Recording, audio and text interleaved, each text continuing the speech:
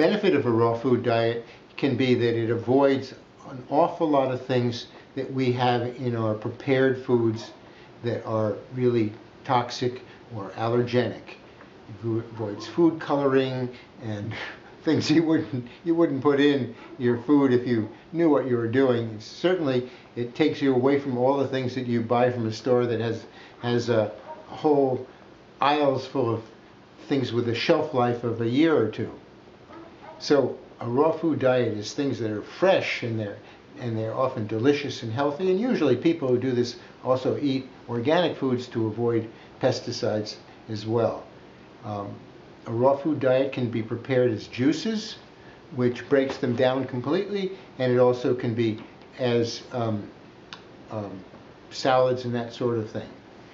Now, the good thing is it's alkalinizing to the body, and it's making a change from what you had before, so it may well help push things through the body.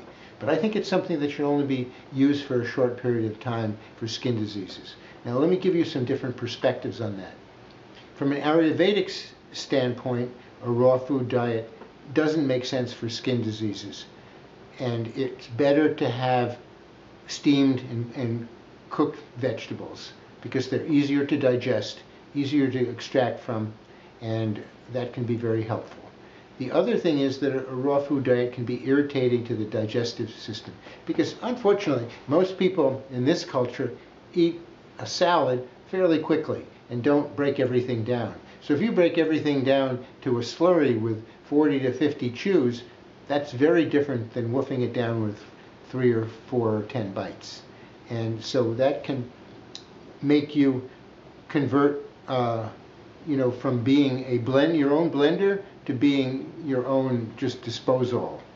And the disposals don't work because large particles of food can irritate the gut on the way down and they don't get absorbed well. So I recommend that if a raw food diet is used, it's only for a brief period of time, like a few days, and then one goes into a more sustainable cooked vegetable diet.